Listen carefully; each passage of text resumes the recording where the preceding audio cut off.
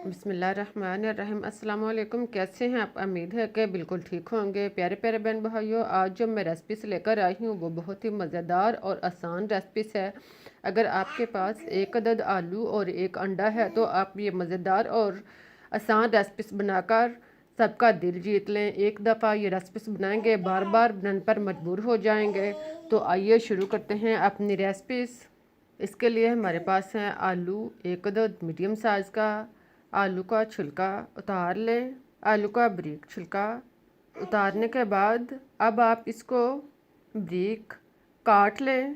इसको छोटे टुकड़ों में बारीक काट लें। पहले आप इसका एक टुकड़ा काटें और इसको बारीक बारीक टुकड़ों में तकसीम करते जाएं। ख्याल है कि इस तरह के स्लाइस टुकड़ों में इसको काट लें। आप अपनी आसानी के लिए अगर हाथ के साथ काट सकते हैं तो बेहतर, अगर नहीं तो आप आसानी के लिए इसको क्रश भी कर सकते हैं। इसको बड़ा बड़ा क्रश कर लें। इजीली आप इसको क्रश कर सकते हैं। देखें, ये बिल्कुल स्लाइस तरीके से क्रश हो रहा है। जो आपको तरीका बेस्ट लगे वो आप इस्तेमाल कर सकते हैं। बेहतर यही है कि आप इसको हाथ से काट लें। इसको पानी में डालें और इसको अच्छी तरह साफ कर लें। टुकड़ों को अच्छी तरह पानी के अंदर धोने के बाद अब इसका पानी उतारें और इसको खुश्क करने के बाद अब इसमें एक अदद अंडा तोड़कर शामिल करें। अंडा डालने के बाद अब इसमें मैदा 2 चम्मच शामिल करें। ख्याल रहे कि मैदा इस साइज़ के चम्मच का होना चाहिए। और फिर इसमें नमक आधा चम्मच या टेस्ट के मुताबिक आप यूज़ कर सकते हैं। काली मिर्च पीसी हुई 1 चुटकी शामिल करें और इसको मिक्स करें। साथ में आप इसमें 2 चम्मच पानी शामिल कर लें।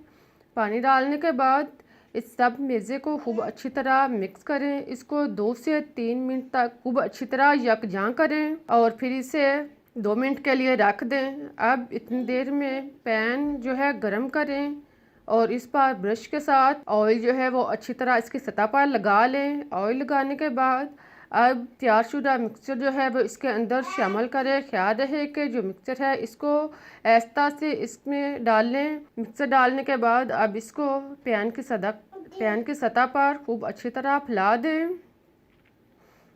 इसको खूब अच्छी तरह हमवार करें। एक जैसी सतह हमवार करने के बाद अब इसको कवर कर दें।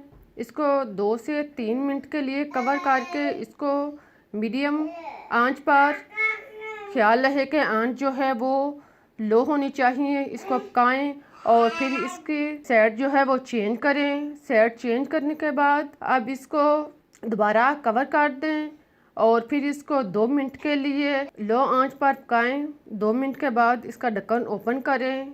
अब इसको अच्छी तरह हिलाएं। आप जैसे भी इसको हिलाएंगे चम्मच के साथ या वैसे ये टूटेगा नहीं। ये बिल्कुल अब रेडी हो चुका है। बहुत ही मज़ेदार और टेस्टी और आसानी के साथ बनने वाली रेसिपीस है। अब इसको प्लेट में निकालें। आसानी के साथ आप इसको प्लेट में निकाल सकते हैं। अब इसको छोटे छोटे पीसों में काटें। काटने के बाद आप इसको मज़े के साथ खुद भी खाएं, बच्चों को भी पीस पकड़ाएं। बहुत ही मज़ेदार और टेस्टी रेसिपीस है। अंदर तक फ्राई है, दोनों तरफ से ब्राउन है।